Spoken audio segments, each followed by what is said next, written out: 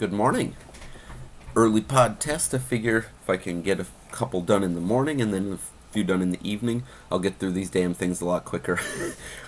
It's wow. I have just so many of them that it's almost starting to feel like another full-time job. Oh. Anyway, I'm still excited to try all these new ones, even though it is feeling like a lot of work, just because of the sheer number of videos to try and edit together and all that other good stuff. Plus the seed offer I'm doing right now, that's taking up a lot of my time. Plus I work 40 hours a week. I've got a 3-year-old son and a house to keep up. So, in any case, I'll be done with my ramblings about my life here. And I have another pod from Dan that I'm going to be trying. It is a Bahamian or Bahamian. But Bahamian sounds right in my head. I don't know how other people pronounce it. Goat pepper. It's a capsicum chinense, as you can tell by the look. It's similar look to a Scotch bonnet or a habanero, and a vague similarity in certain respects. Not quite as a stinger, but you can see that it's got that, like it's gonna be pressing up inside itself. So we're gonna pop the stem off. Oop. Piece of pepper. Don't want to lose that. I'll just put that right here. I'm gonna cut this open and examine it.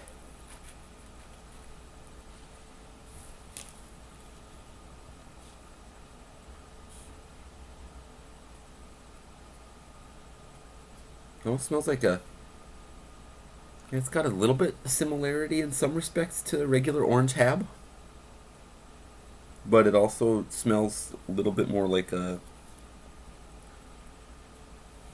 Caribbean or maybe a Scotch bonnet, but not really. Well, the placental tissue looks like it's yellow, but it doesn't look super saturated. It's probably going to be fairly warm, but we'll see. I'll be back in just a moment. Alright, that wasn't bad. Pretty low seed count, I think. It's like 15 seeds, maybe. So, Bahamian goat pepper. Let's see how she be. I've been wanting to try this for 2 years now, ever since I saw pictures of it. I thought it was a beautiful looking pepper, nice color. So,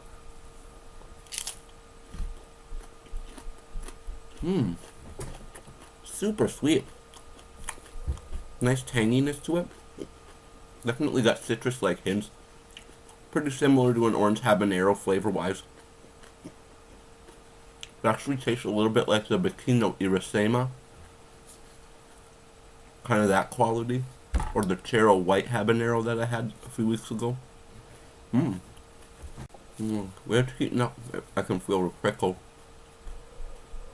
Oh, I'm sweating a little bit from this one. Hit the lips, the inside of the mouth, really bad. Boom.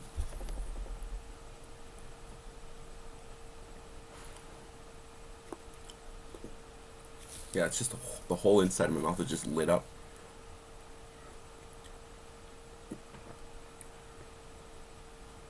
Hit the mouth faster than some of the super hots I've been trying lately. It's not a super hot. Mid-level, I would say. Maybe a little bit above a habanero, but roughly that same, we'll say 250-ish thousand Scovilles, somewhere in that range.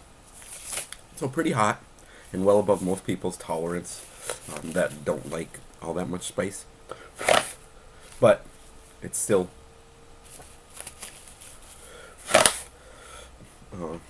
not overwhelming. Definitely manageable, I think.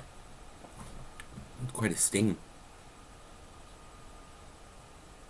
Kind of has characteristics of an annuum burn in the needlies, but it's a lot more. It's even inside my entire mouth, throat, lips.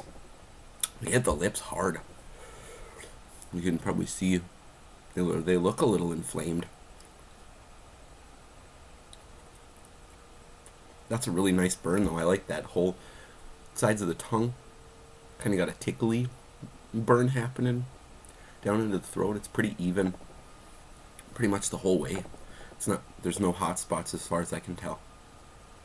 It's not building all that much. It's kind of gradually picking up a little bit of steam, but it's not not anywhere close to super hot level. This is probably an awesome. This would be an awesome level of heat for me for like some sort of spicy dish. I do love hot though. Lingering, kind of Meyer lemon like hints.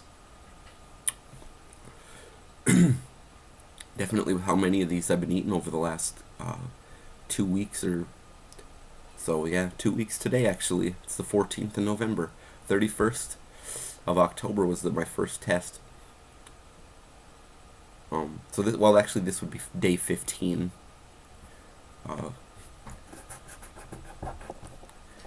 And I just ain't stopping.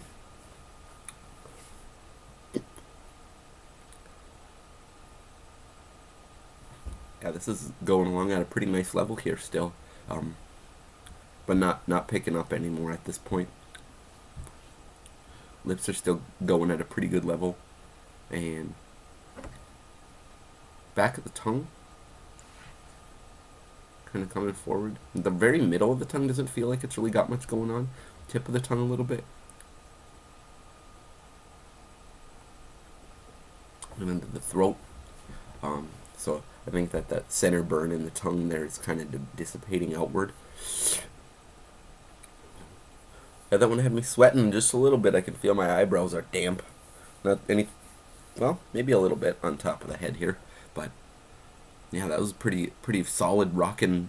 We'll say 1/3 mid burn in the grand spectrum of chilies. That is not necessarily according to some individual person's scale of tolerance.